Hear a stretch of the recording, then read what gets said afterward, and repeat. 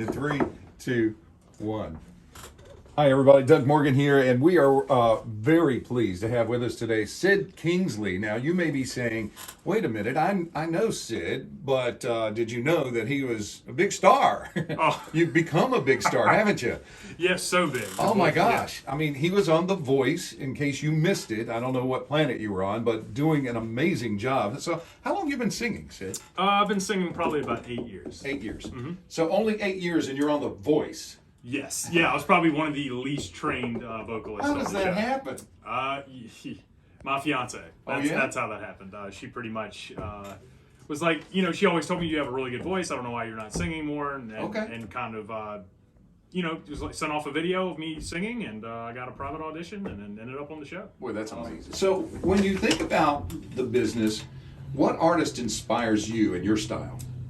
So I grew up with a heavy dose of country, like Randy Travis, Vince Gill, as far as vocalists in that range. But really from my dad, I kind of picked up more jazz, funk, blues, R&B, gospel.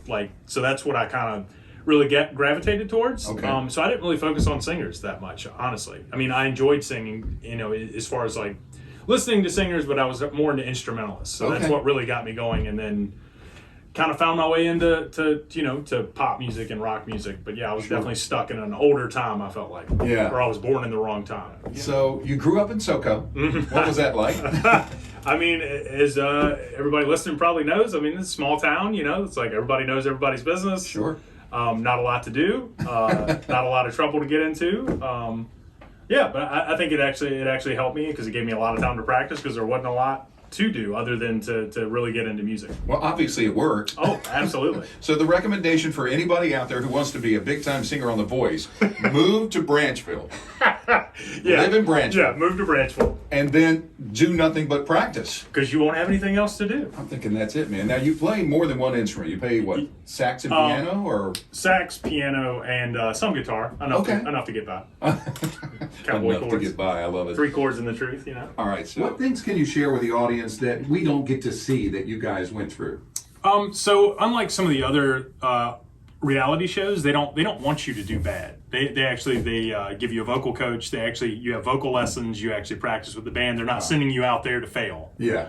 So that was really cool. They actually want you to sound good, which is, I think, different than some other shows where they kind of like, I know exactly what you're talking about. It's like if you're bad, they're like, that's fine. So they didn't send you out wearing tin foil. No. No, you have wardrobe. You have there's a lot of prep that goes. I mean, it's intimidating in a way, but then it's like they're all very gracious, very nice. All the producers are great. Everybody that works for the show is really happy to be there. They're really excited about what they do, which is awesome. It's always nice to be working with people that are passionate about their job. Sure. So even the coaches, they're passionate about what they're doing.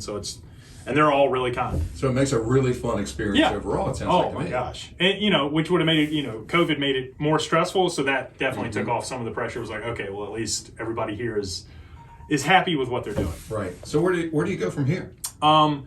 I'm just going to keep doing what I've been doing. So that's the thing. People think my career kind of started with The Voice, and it's like, no, I've been doing this for a while. Got a little bit of track record. So I do like freelance, like writing stuff, film scores, stuff like that. Nice. Doing freelance music writing. I have 2 albums about to come out, 1 instrumental, and then I'm currently writing and recording a new album vocally. So I didn't know that. That's amazing. Mm-hmm. So would it be wrong for me to ask what films you've scored? Well, so what I do, when you do stuff like that, you actually send it off to sync licensing. Mm-hmm. So then it can end up in anything from commercials to, you should probably know about sync licensing. Yes.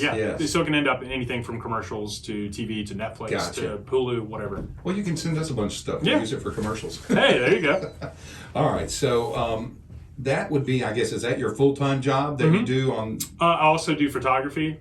Somehow I got into that. And so I end up doing portraits, headshots, landscapes, all sorts of stuff. Okay, so having listened to you on The Voice in the various styles, I should say, what genre of music do you think is your best fit? That is the $1 million question. I definitely have tendencies towards like country and folk. That's where my heart, as far as the storytelling goes. I vote for that. Yeah, I and blues and stuff like that. I really like. Oh yeah. I can really feel that, but then another part of me is like, I just love so many genres. As far as singing, yes, I would say I gravitate more towards folk, roots, country, blues. And that voice of yours, man, you can really, just We're about to play one of the battle videos here, the battle video, if you will. And your voice on that was just, I mean, I could feel it myself. And watching the judges, you could tell they were really feeling good. That's the whole thing. It's like you do all the practicing, because we even had a rehearsal with John Legend, and it's totally different when you're actually going out to do the thing. There's more adrenaline there, so you're like, I think I think we were all surprised. I think I was surprised too. I was like, wow. I was like, I really went for it. You gave me chills on that song. I mean, awesome. I love Chris Stapleton anyway, but he's amazing. You gave me chills on your rendition of that, and I hate remakes. I tell people on the air all the time, I despise remakes unless it answers the question, why? Right. And boy, did you answer that in spades. Holy cow, that was good. Yeah. It's Chris. Yeah, Chris Stapleton's one of my favorites. But you're not the only person to say the chills thing. My fiance gets that from all her friends. Like, oh, it gave me chills. And I'm like, I'm glad that I'm able to do that with my voice. That's what amazing. A gift. Well, set us up a little bit for this tune that we're going to hear here. It's a Chris Stapleton tune. Set us up a little bit for it. It's actually Chris covered it from, I think George Jones wrote it, or was it Charlie Daniels? That's a good question. Yeah, it was done before, but it was totally different. He totally made it his own. If you listen to the original, it's not. He pretty much makes everything his own. Yes, the Steel Drivers. That was one of my favorite bands for a while.